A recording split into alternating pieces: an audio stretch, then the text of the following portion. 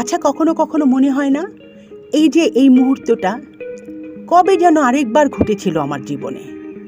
আরেকটু পরিষ্কার করে বলি, ধরো তুমি তোমার কোনো বন্ধুর সঙ্গে চায়ের দোকানে চা খাচ্ছ, তার সঙ্গে গল্প করছো, হঠাৎ তোমার মনে হবে আরে ঠিক এইরকম একটা ঘটনা আগে যেন কবে ঘটেছিল, কিন্তু তুমি ঠিক পরিষ্কার মনে করতে পারছো না। এইরকম কিন্তু প্রায়ই হয় বন্ধুরা, সবারই হয়। কিন্তু কেন হয় এর ব্যাখ্যা কিন্তু বিজ্ঞানীরা এখনও দিতে পারেনি। তবে আজকাল যে ব্যাপারটা নিয়ে খুব চর্চা হচ্ছে সেটা হচ্ছে প্যারালাল ইউনিভার্স, মানে হলো একাধিক বিশ্বে ধারণা। আমাদের পৃথিবী, আকাশ, তারা সব মিলিয়ে যে মহাবিশ্ব, তার বাইরেও এমন অনেক মহাবিশ্ব থাকতে পারে।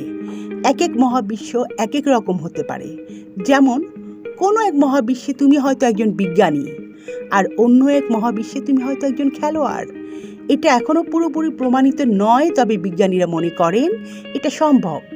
এই ধারণা শিশুদের কল্পনা শক্তি বাড়াতে সাহায্য করে এবং মহাবিশ্ব সম্পর্কে জানার আগ্রহ জাগায়। প্যারালাল ইউনিভার্স নিয়ে আমাদের দেশের জনপ্রিয় লেখক হুমায়ূন আহমেদ অনেক লেখা লিখেছেন।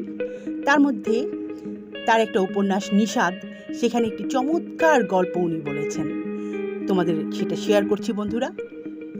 এক গ্রামে এক লোক পুকুরে গোসল করতে নেমেছে। প্রচণ্ড ক্ষুধার্ত তিনি গোসল শেষ করে বাসায় গিয়ে খাবেন।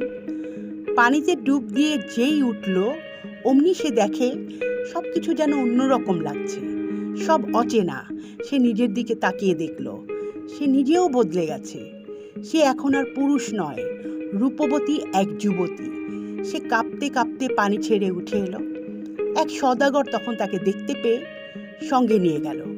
সওদাগরের সঙ্গে তার বিয়ে হলো, 4টি ছেলে মেয়ে হলো। তারপর একদিন পুকুরে সে সবাইকে নিয়ে গোসল করতে এসেছে। পানিতে ডুব দিয়ে ওঠা মাত্র দেখল সে তার পরিচিত জগতে উঠে এসেছে। আবার সে পুরুষ।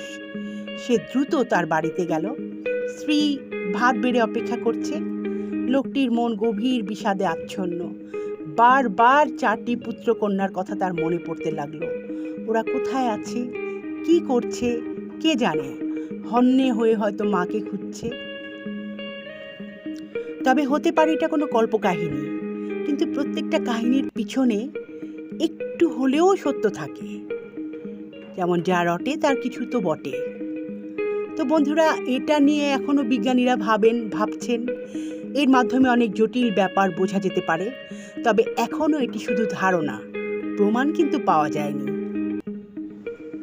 ভালো লাগলে আমার চ্যানেলটি সাবস্ক্রাইব করে দিও।